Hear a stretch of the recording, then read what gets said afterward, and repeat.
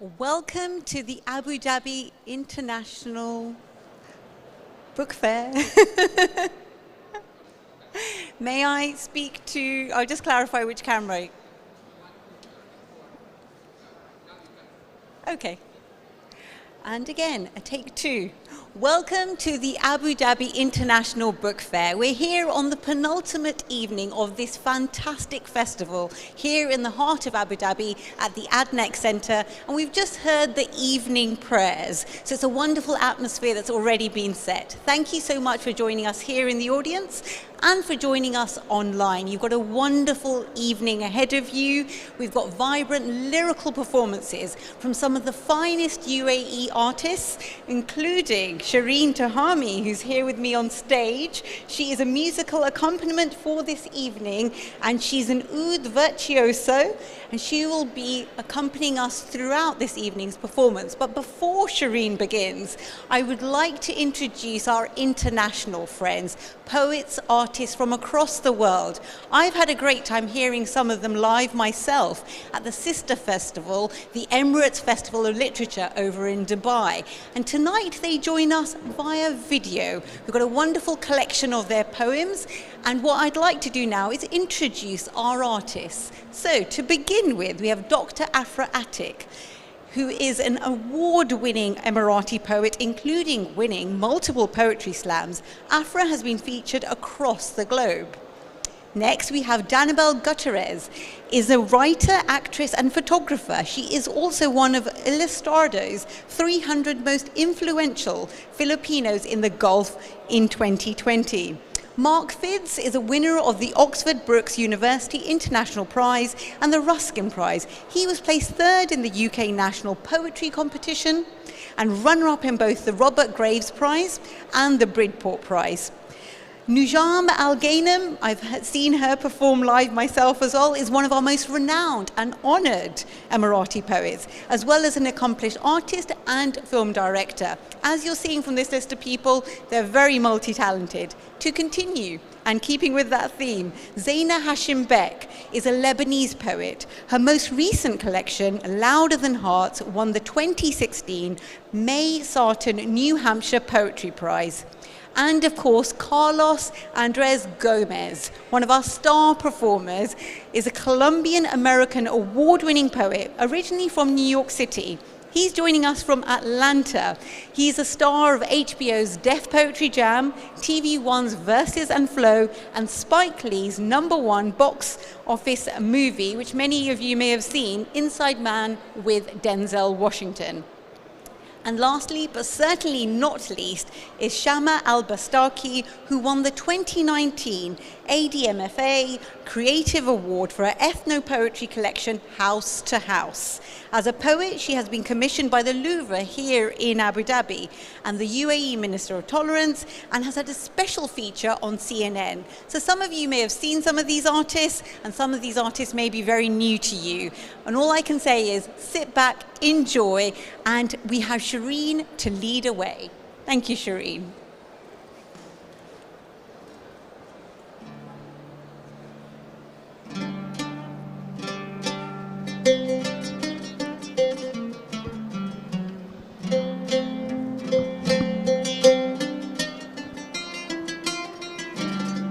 So this poem celebrates storytellers, and it celebrates poets, and it celebrates the written word. And I often poetry. And why should we tell stories? And what is the point of reading all of these stories? And I always think it's best to lead by example. So this is a poem of me leading by example and addressing all of that in this poem. I once walked into a classroom to teach a workshop. And as I looked at the charming faces of the entire second grade, I mustered all of my enthusiasm and I said, "I'm a poet." To which one of the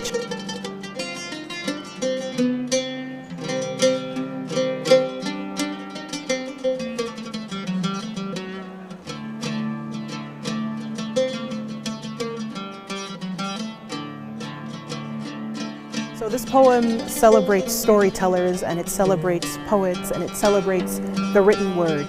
And I often get asked, why should we care about poetry? And why should we tell stories?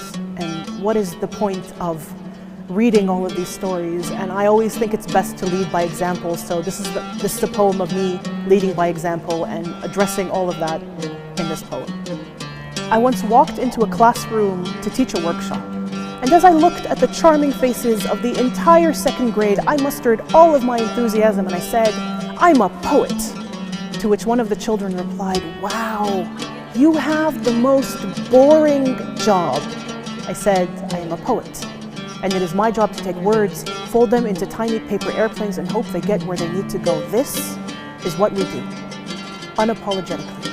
We write stories, songs, and poems, turn everyday objects into extraordinary. How wondrous it is to see cardboard tubes and imagine them into spyglasses, blue seas swishing in the distance. How wonderful it must be to have words dancing across stories, to befriend monsters and live plot twists.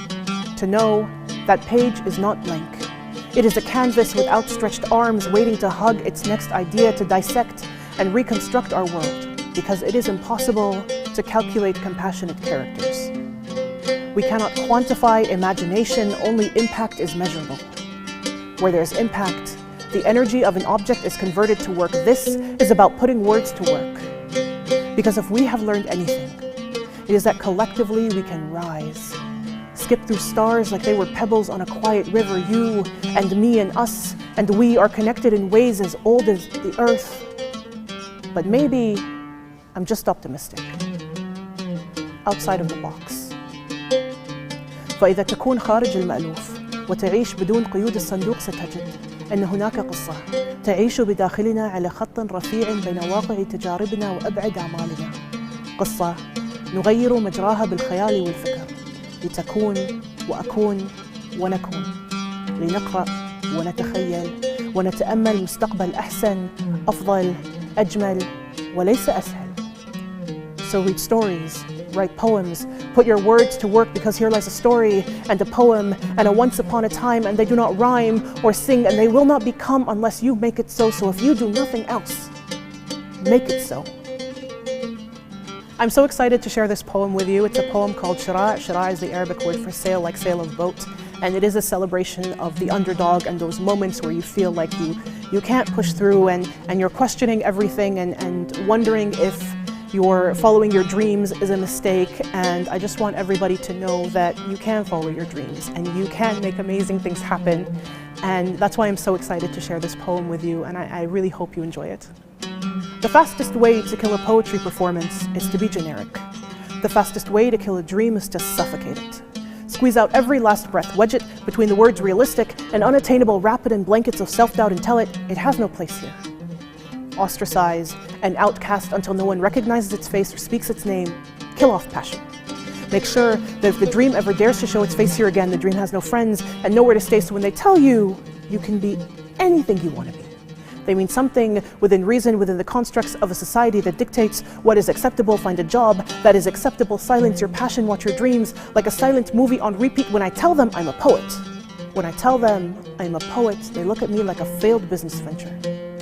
Sorry, we can't meet with you. Call us back when you have a stronger proposal. Poets and entrepreneurs both know convention is just convenience we use to convince ourselves that our dreams are worthless, that we are worth less than is customary, convicting us with no judge and a fact-lacking jury. Your Honor, I move to dismiss the motion of the notion of the continuous, quote, status quo. You can't quell my concern. Yes, you can direct quote me on that. Let's recap. They say they like my flow, but I know that it means that we object to this rejection. Let the record show we know it is never about the final destination. It is about how badly we want to get there. This is for people who want to get there.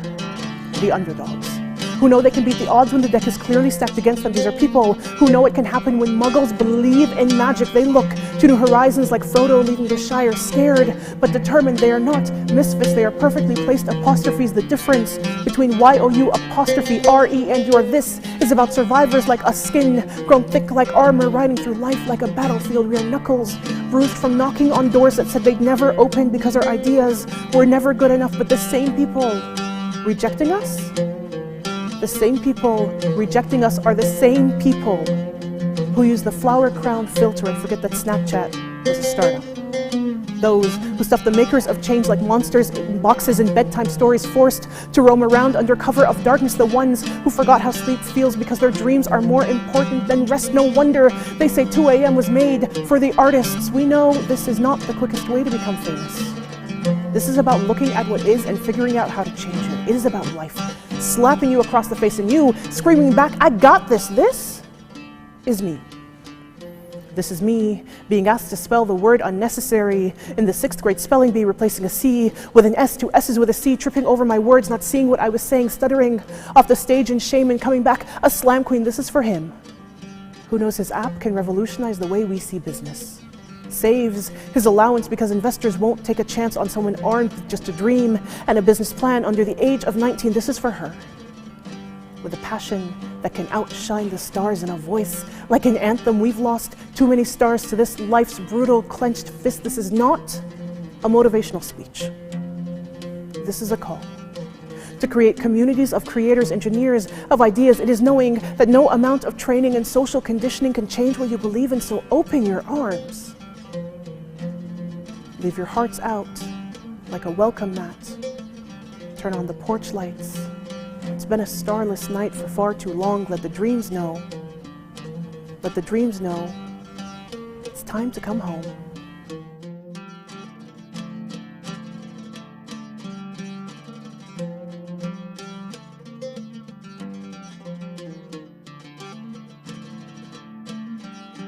For Abu Dhabi International Book Fair. This first poem is called Unbridled. In a dream, the sun told me, there is no running after or away, only wild. It said, I am both the desert and the wind blowing through it, the shamal creating ripples in the dunes. It said, the universe lives in the center of me. I am both whole and holy.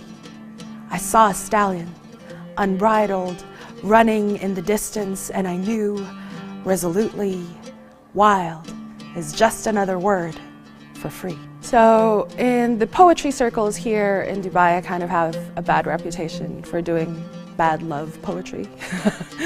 And I think that's because I didn't like the idea of people seeing me and looking at me. It was easier to say, look at the lover, look at my feelings. In this poem, it's kind of unavoidable because it's a self-portrait, and it's called Self-Portrait in a Constantly Changing Landscape. 1. Pink bathing suit and barefoot collects sea guy shells in Puerto Azul's gunmetal sand, collects bottles nestled in the overgrown talahib in the vacant lot across, green plaid skirt, matching tie, white blouse and pigtails. Protestant girl in a Catholic school signs the cross. 2. Sequin t-shirts and shorts collects jasmine flowers in the courtyard, eats gambari sandwiches, tahina, peeled pink shrimp enveloped in flatbread, baladi, halved, memorizes zayyik, wa ismak eh, wa edah, wa doesn't hesitate when asked fin el bait, where is home, has memorized shara 265, folds paper airplanes, lets them fly from a balcony in Zamalek. 3. Baby doll dresses and army boots collects Polaroids, developed in the pocket of a designer fur coat, fished out from the dumpster. The still unperfected Arabic mouth tastes Deutsch, learns Umlaut, learns Österreich, ist ein Ausländer aus Philippinen, no papers, hides under blonde hair, red hair, sagging jeans, learns Sinkil. Dances in the daylight at Stephansplatz, avoids getting caught in the Kawayan, opening and closing to a beat, a rhythm, learns misdirection, says, look at my golden fans, twirling. 4. Naked, standing in front of the air conditioner, collects alienation, hesitates when asked, saan ka sa atin? Sa atin? Ours, yours, surely, mine, question mark, spends hours in the ocean, forgets the language of the sea, the rate of exchange, rough sand on skin, souls, tar-stained in Kurum, learns Tagalog in the Philippine school, Viennese accent, chews, tries to swallow Arabic, can't digest it well enough. 5. Anything that won't cling to sticky skin in the tropical heat, collects bottles from the corner store, goes to the University of Ginebra, San Miguel, major in Bilog and Cuatro Canto, minor in Tanduay, Lapad, rum. speaks Tagalog but doesn't fully understand, speaks Filipino but is misunderstood, collects hearts from long nightstands with curious boys. 6. Clothed in the love of the ex-boyfriend, current boyfriend, fiancé, collects letters, pictures, debt, carries, miscarries, carries this loneliness of transients like a knife, like a spoon, dull, and will scrape the bottom of an empty tub of ice cream, learns first loves can't be last loves, learns can't marry your father, learns this is not where I want to be, learns I am not who I want to be. 7. Clothed but naked, open, writes poetry, collects moments, fridge magnets, keychains, designer bags, carries memories, cradles transients like a child, chuckles at conversations overheard and understood, has remembered the joy of barefoot in Jumeirah's abalone sand, has learned to say mashallah and pwera usog in the same breath, to say dankeschön, shukran, salamat, thank you for this fragmented existence, knows not to hesitate when asked, where are you from? Has learned to say, the Philippines, but. I'm gonna leave you now with a poem called Always, Always, and I've been writing daily since April, pushing myself, and this is such a fun poem to read, so Always, Always, in which the italics are repeated after Carl and Lester and Mikael and Leandro. I was born in a house of duendes. Duendes' little shoes vanishing and appearing in the garden. In the garden it is spring and the daffodils have awakened. When they tell you the story of Narcissus, they never tell you about Echo. Echo follows and repeats everything back to the poor little beautiful boy. Poor little beautiful boy, enthused often by brambles gathering twigs for some future fire, ends up in a lake where his own face eats him, delicious like salmon berries. Like salmon berries, prickles on the tongue, swallows sweet, watermelon, pink delicate sakura 1000 in Miharu. In Miharu, waterfall cherry tree blooms, standing still, flowering nonetheless. Nonetheless, the world is Rome and everything that can go wrong will go wrong, but nothing is ever really lost. The world is small. The world is small and life goes on.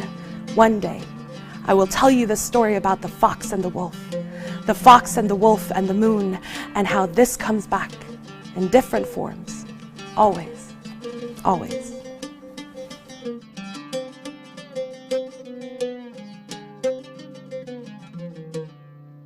Hello, my name is Mark Fiddes. I'm a poet from the UK living here in the United Arab Emirates. And it's a great honour to be reading poetry here at the Abu Dhabi International Book Fair. This poem is about 2021. Never did a year start with such hope. It imagines 2021 as a silver party balloon. From the morning after New Year's Eve celebrations. It's called Looking Up. The 2021 balloon took its time rising, nuzzling each balcony like a big silver cat. Some clapped, others cheered, or reached out to touch the foil with streamers. One family lined up for a selfie as it edged higher. Lifted not by helium, but by that element we mine from our hearts that is neither liquid, solid, nor gas. Up it climbed, still inquisitive. Over railings and waving children. Beyond the top floor and away. Up we gazed, pointing at the shrinking day star. Dazzling as the spike of a new needle. This next poem is about something great that happened at the beginning of the year when President-elect Biden invited a poet, a 23-year-old black poet, to speak on the steps of the Capitol at his inauguration. And that was when the tired world met Amanda Gorman. This poem is called A Poem on the Steps. Amanda is joined by a weak song which recognizes yellow as one of its lost colors. Her words seek the new blue air. which recognizes hope as one of its lost languages. Her voice reawakens the multitude who recognize a smile as one of their lost graces. We believe again, as if primroses were bursting from stone. This is a poem about my mother who died a couple of years ago.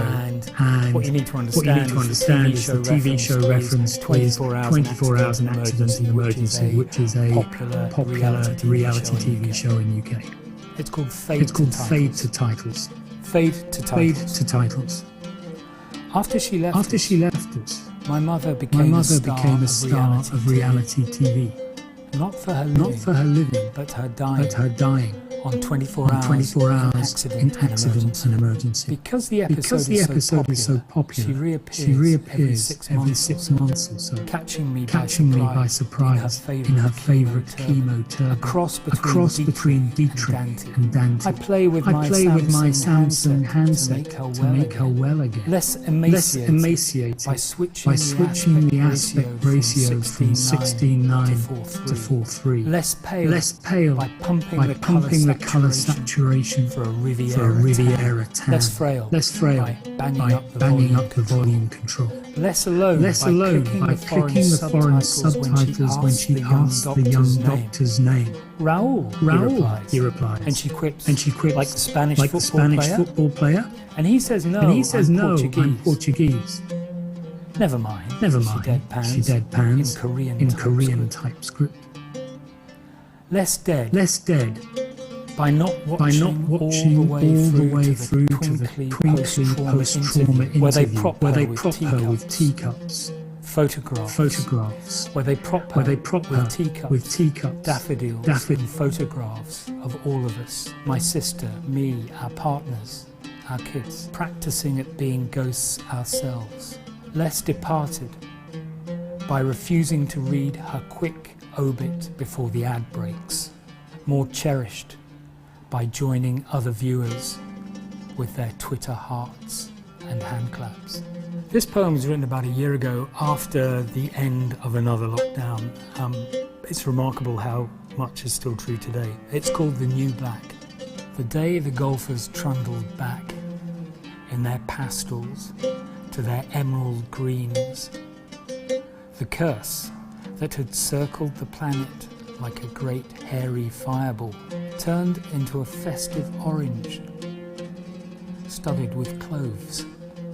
Trees shook with squadrons of fresh parakeets. Bugs muttered about the return of the human, another summer being crushed and sprayed before they had a chance to make love and chafe. A foreign dictionary of birds rewrote the skies. Pub signs hung in hope. Freezers burger full, bar towels freshly laundered, smelling of jasmine and lavender. By the wrinkling of their masks, you could tell the checkout girls and shelf boys were looking forward to another big Saturday night. Toilet rolls repopulated the aisles like dozy owls. Goats, stoats and walls loped back to the hills. Glossy airports relaxed their yogic postures to take one deep breath of freons. Stadium floodlights blinked back from their beauty sleep. Highways stretched out to shimmy in the heat. Each SUV and MPV radiator grille looked pleased with itself as if to say, carbon is back, and the earth on which we live gave a tiny shiver.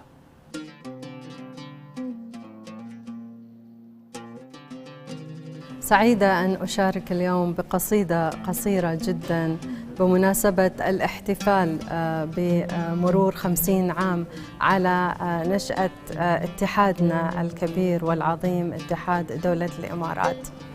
وهذه القصيدة كتبتها منذ سنوات كتعبير عن مرور السنوات بيننا وبين من نحب، وأرى اليوم أنها من أصدق التعابير، خاصة وأننا أنا ودولة الإمارات كنا نكبر معا، أو هكذا شعرت.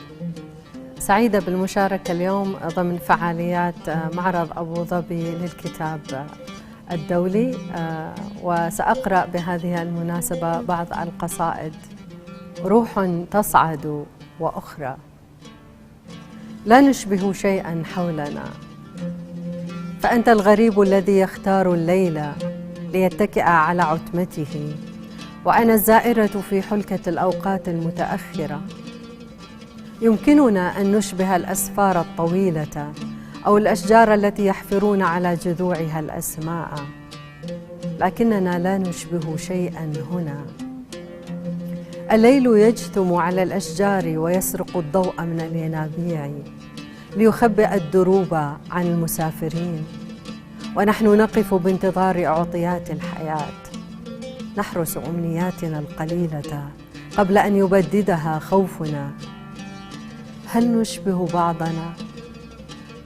يمكننا أن نشبه ماء المطر يهطل ليملأ أواني البحيرات، وسيأتي الغرباء ليصطافوا على شواطئها، وحين يتعب كل شيء سيذهبون، وستذهب البحيرات إلى بيوتها لتستريح بعد أن أفسد المارة أيامها، وستعود ظلالنا إلى الطرقات وحيدة ومتباعدة وربما متعبة كثيرا.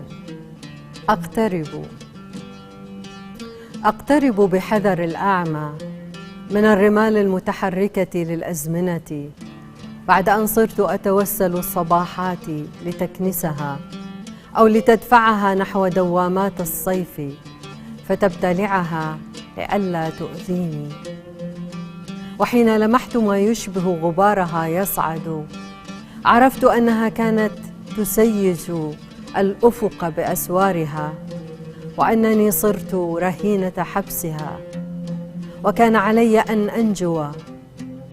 تحسست جدرانها حقبا، نسيت كم مرة ضاعت أصابعي في تجاويفها، وكم مرة غررت بي خرائط الطريق، وكنت أتبع حواس الفصول فتتساقط أجفاني كأوراق الخريف، وتتعثر أقدامي بأهدابها قبل أن تصل لسبيل يحررها أو كهف يخفف عنها البكاء على نفسها. تقترب الأيام ببصيرة الأعمى وتدوس على ما تبقى من الذكريات، فلا أجرؤ على تمني أي شيء ولا حتى طلب المغفرة أو الاعتذار لنفسي. لا أتذكر متى وضعت رأسك على كتفي آخر مرة وقلت أحبك. ربما في زمن لم يكن أي منا بعد قد تعلم أناقة العشق أو رسم القبلات في الهواء. أستعيد الصور من صندوق الأحلام بحثا عنك. هل كنت هناك أم كان ظلك؟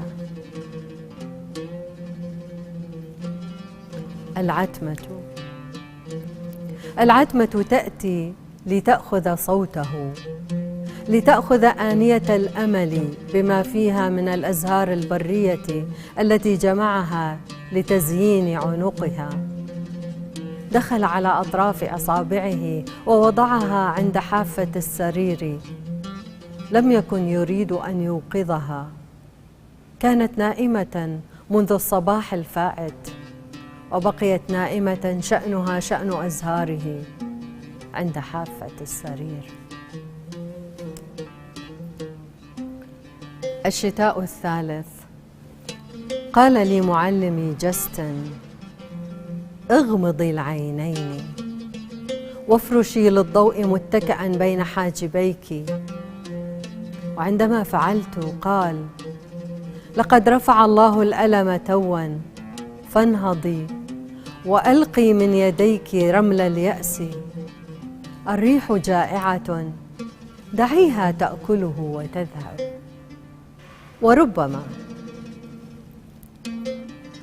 وربما سيعود ذات يوم إلى بيته، إلى بيت آخر وآخر، وستذكره كل البيوت بها، وبذهابها الذي يشبه موت الموج على الشواطئ الظامئة.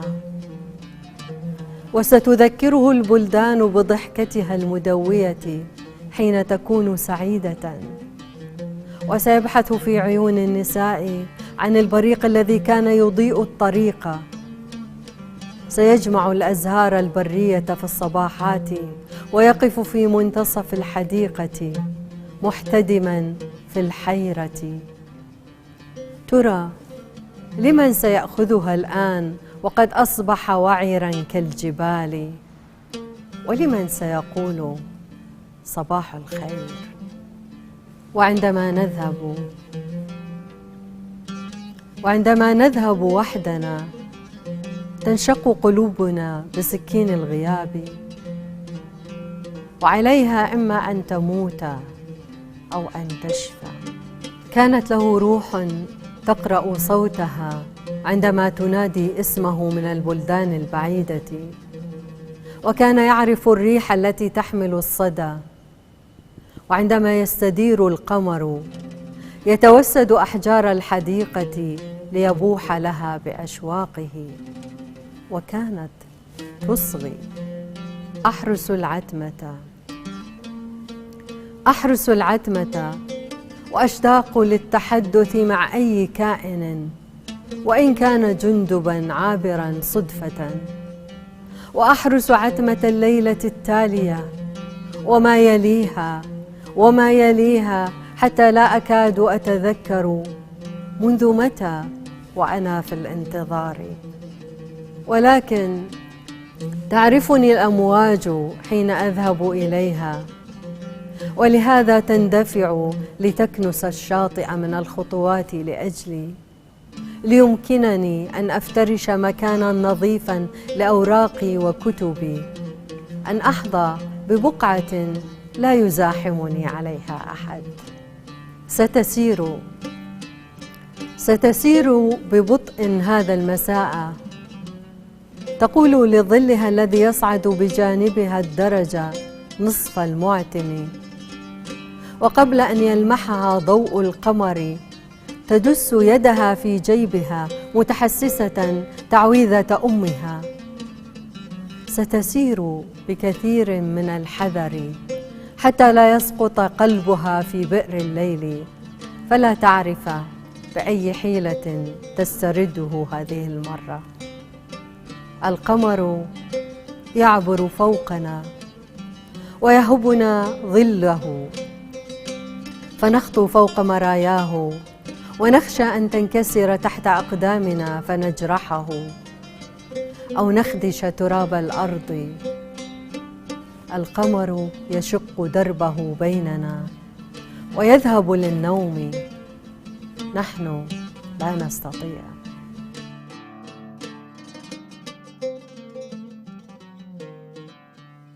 Hi, my name is Zena Hashimbek, and I'm happy to be participating in the poetry reading at the Abu Dhabi Book Fair this year.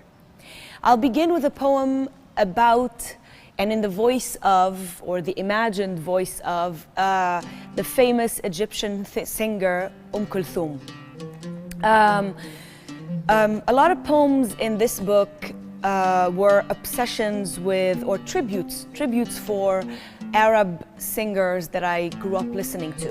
And this one is a tribute to Kulthum and how I imagine her speak. Kulthum speaks. I was a little boy with the voice of a god once. How else could my father set this spell of mine free? So I dressed my voice, first with boys' clothing, then with the Quran, then with poem, then with Egypt. But all these were merely pretexts for the magic that rose out of my throat. Don't you see how the streets are empty on my radio Thursdays? Do you know what tarab means? To repeat, to carry everyone back to their hurt. I bent the sentences I sang into portals. And what else could you have screamed but Allah, Allah, Allah? for hours. Then came the scarf in my left hand, the black diamond-studded cat-eye sunglasses. But these were things I carried because they have names. One has to dress for this earth. You still haven't seen my wings. I haven't been called a planet for nothing. My voice soars around the theater. The sun comes back to this street at midnight, more than half a century later, asking, has love ever seen such drunkenness? Everything about me orbits. Even my coffin has sailed the streets of Cairo for hours. The second poem is called You Fixed It, and it's a poem that's based inside my childhood growing up in Tripoli, Lebanon during the Civil War. And if the compass broke, you fixed it, fastened the pencil to it with a rubber band. And if there was no hot water, you fixed it, learned to sit on that plastic stool in the bathroom and count. And if it was too cold outside, you fixed it. And there was the smell of burnt lemon on the brazier or the click, click, click of the gas heater. And if you were bored, you fixed it, learned to cut paper and color the scraps, learned to write on the walls. And if you wrote on the walls, you fixed it, scrubbed them with your mom who yelled at your big brother who, what on earth was he doing just watching? And if the TV blurred, you fixed it, adjusted the antenna to catch those Japanese cartoons translated into Arabic on the Syrian channel. And if you didn't have enough books, you fixed it. Read that French-Arabic dictionary the size of your torso, stared at the words crépuscule and shafaq. And if you tripped on the missing tile, you fixed it, learned to count your steps in the dark afternoon without electricity. And if there was no electricity, you fixed it, gauged how dark it was by whether or not you could see your thumb. And if you couldn't see your thumb, you fixed it, got the candles from under the sink. And if the sink was leaking, you fixed it, tied a cloth to the pipe. And if the pipe burst, you fixed it.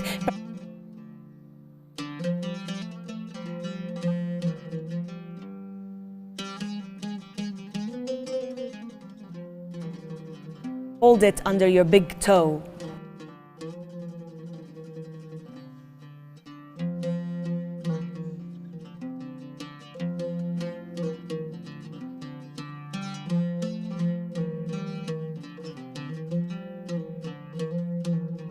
So this poem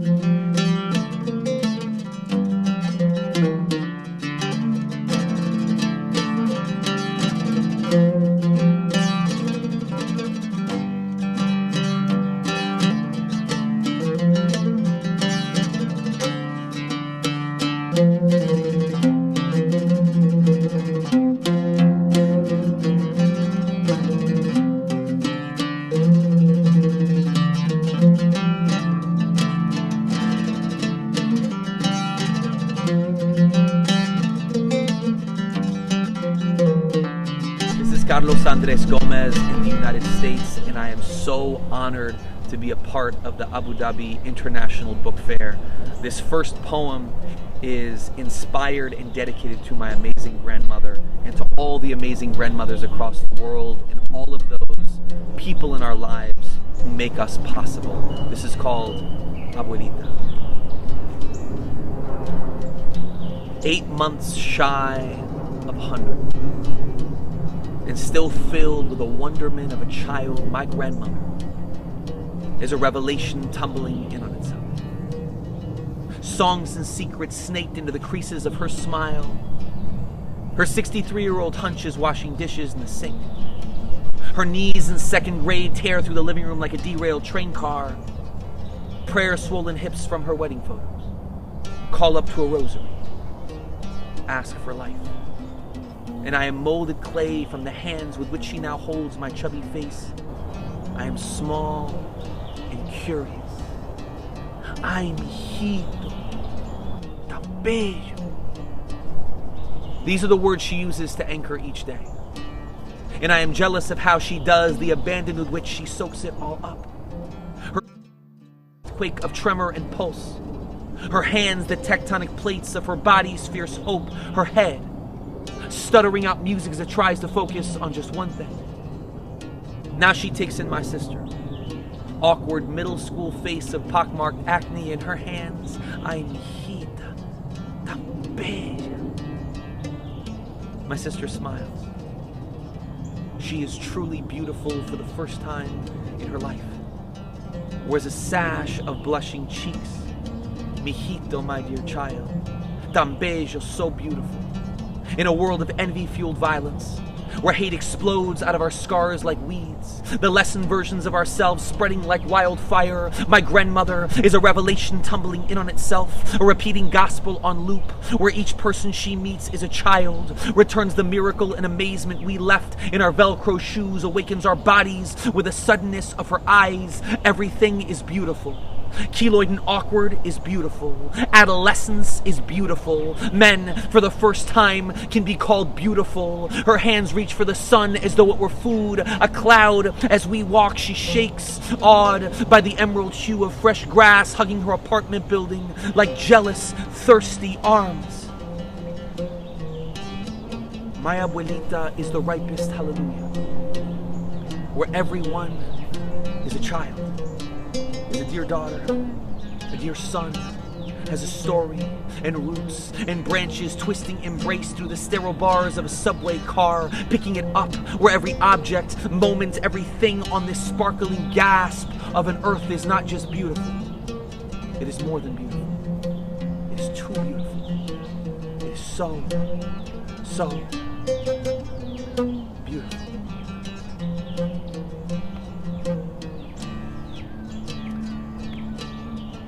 I think of the UAE being a place with people from so many different countries.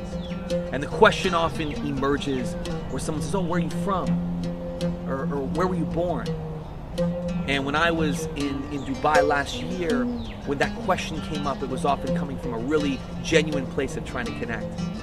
But in the context of the United States, in particular during our former president, the question, where are you from, didn't often come from a good place. And oftentimes when someone asks you that question, it wasn't a genuine desire to connect. It was more so saying, you are not from here. And so this poem is about that. It's about when somebody asks you, where are you from, or where are you really from? But it's not coming from a place to genuinely connect or get to know you. And this poem is called, Where Are You Really From? And it goes like this. The man's words to me are not offered, but flung. So, what are you? Where are you from? I say, New York. But your name? Your name is Carlos. I mean, where are you really from? I say,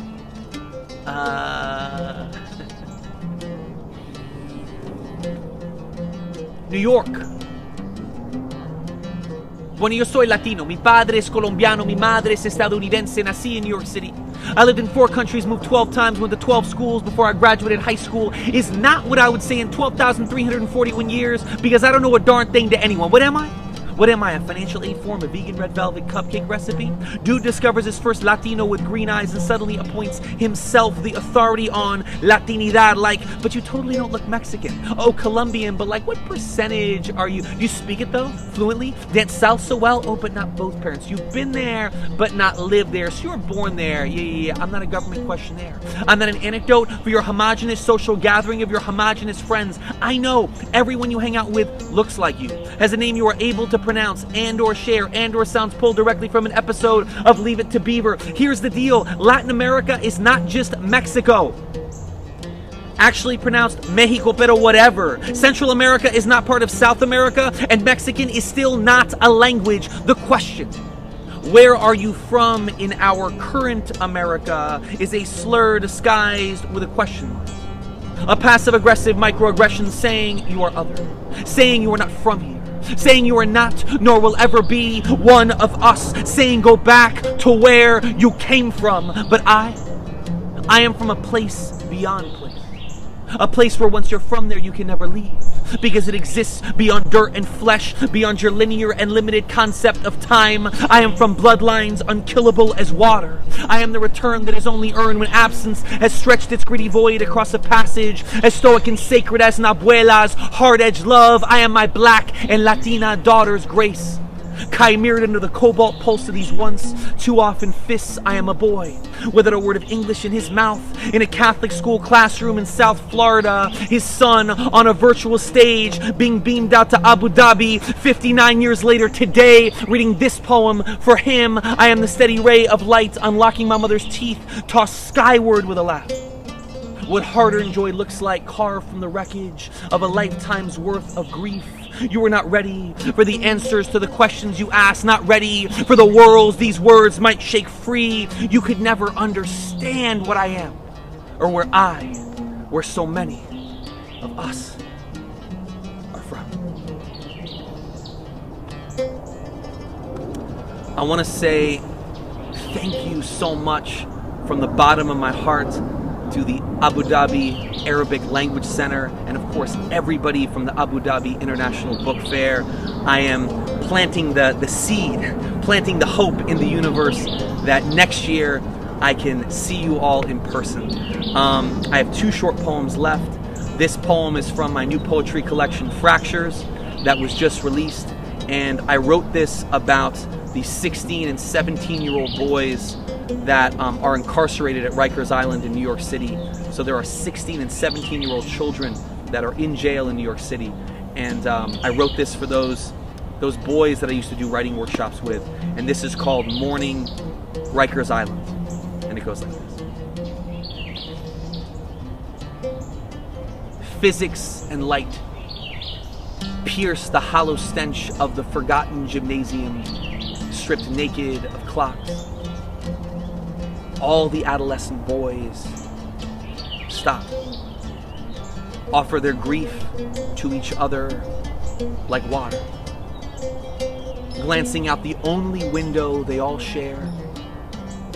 A single ray unfolds its warmth across the dusty belly of the thudded parquet. And here's the miracle. The sun frees everyone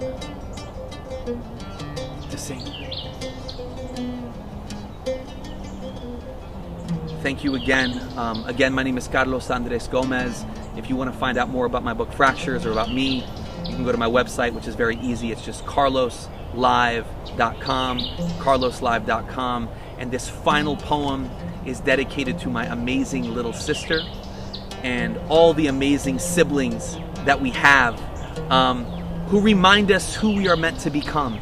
And this final poem is called Gifted. Thank you so much again. My little sister likes to read Harry Potter books. We'll spend an entire afternoon doing nothing but something she's not supposed to be able to do. Don't be fooled, though, by the fluttering pages in her palms. She's channeling Da Vinci, inverting words like a fresh brew. Turn tangerine orange, she picks the right hurt from a swaying branch in a chapter. And we both hear Albert Einstein's words echo up from the floor. If you want your children to be intelligent, read them fairy tales. If you want them to be more intelligent, read them more fairy tales. My little sister Maya likes to read fairy tales. Has always loved fantasy. It's where we built her playground. She is Leonardo minus the mirror. It took years for people to read what everyone thought was Da Vinci's own invented language, when all he did was just write backwards. And just like Einstein and Leonardo, Maya has a gift. Some don't think so and call her dyslexic. She is a genius to her. Coded like the paragraphs her potent mind distills, but while kids repeat monotone words from a teacher who might as well be a cartoon parrot, or a doll's audio recorded voice, or a hooked on phonics tape acting as a babysitter while kids stuff their mouths with dull letters and muted sounds, Maya is in a daydream. They try to beat her down with a 4-letter acronym baton, but she's too busy directing the orchestra with her magic wand, a symphony of mixed chlorophyll-tinged pastels, constellation framed with songs of a summer breeze-drenched field. Maya's dancing in an open clearing in the woods, scrawling out recipes with Mozart in sweaty rooms of overcrowded notes. She calls it a curse. I tell her it is a gift. There is nothing wrong with you, Maya. She asked me who with dyslexia has ever really done anything besides this Leonardo da Vinci or Albert Einstein. And I answer, well,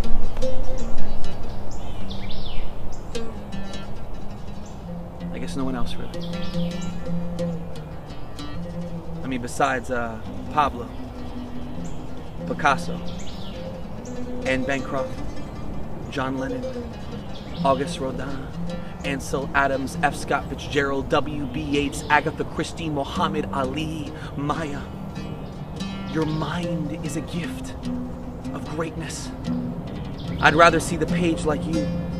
Imagine all of the possibilities at once, the paragraphs unhinged, each sentence released by the first hinted promise of a word.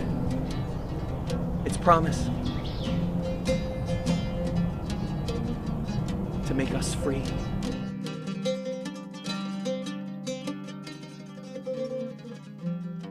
On the ground, we are on the ground, feet pounding with the pulse of the sun in our veins.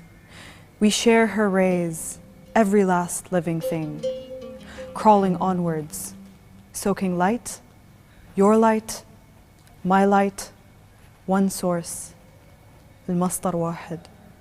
It rains, stains the almost night with crimson, coral, cobalt. Tell me the rest, my guest, this is no test. Invest in this crescent of color, thread through with the dust of a pale broken vase from several thousand years ago. This cacophony of exchange ranges from the dawn of the Stone Ages, a barter of things, wood for stone, salt for shells, gold sold for cold silks. A barter of ideas and tongues, questions and solutions, rituals and contributions from the Agora of Athens to the Industrial Revolution, to the Tertulias of Buenos Aires, to the Miales of Liwa, all dusking to now, a world woven into itself and with itself more than ever before, woven, like the warp and weft of a Lancashire loom, woven, like the hunt of the unicorn, woven, like the sedu-cladded tents in which strangers turn to guests, woven, like the khus being braided between Khala Afra's fingers. In her basket, everyone belongs. Put your glacial palm in mine. Put your glacial palm in mine. We'll breathe this dirt together. Build bridges out of bricks over puddles, ponds mulling in some funny auntie's backyard.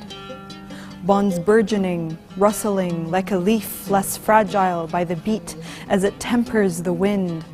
Will these tempests prosper? Oh wonder, how goodly creatures there are here. Can I win alone? On the ground, we are on the ground. Hush, stifle the sound of the fear that floods the chambers of your heart. Your vocal cords are coarser than the mountains in these easts. Envision a skin bred greener than yours, a tooth carved sharper, a blood born bluer, a chant spun wholly on the tongue of thy neighbor.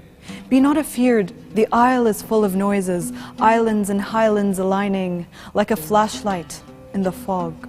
Micro-difference is the charm. Extend a kindly arm now, hold the other the hold. Hang tight to one another, one source, one sun, run from the voices that tell you to run. We are one on the ground.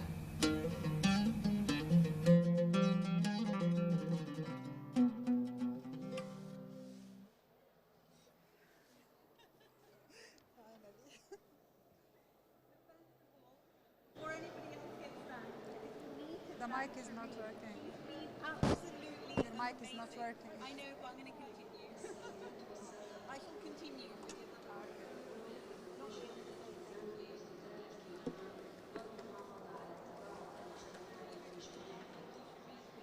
Amazing. I will do a thank you once the mic is up. And the mic is up. Shireen! How amazing. How amazing. We're going to have to ask you, Shireen. We get a few words with Shireen. This is impromptu. How was it like for you to be part of this experience? It was a great experience, actually accompanying this film. I was so impressed with the lyrics, with all the, with the poets, and it was very impressive, You had the best seat in the house because you got to hear everybody and every single word. If it wasn't for COVID, I would be offering you a hand massage just now because you have been an absolute trooper. I mean, close to an hour performing non-stop. At what age did you first learn to play the oud? 17, yeah. Wow. And where did you learn? Here in the UAE? In Egypt. In Egypt. Yeah. Is this where you are from? Yeah, I'm from Egypt.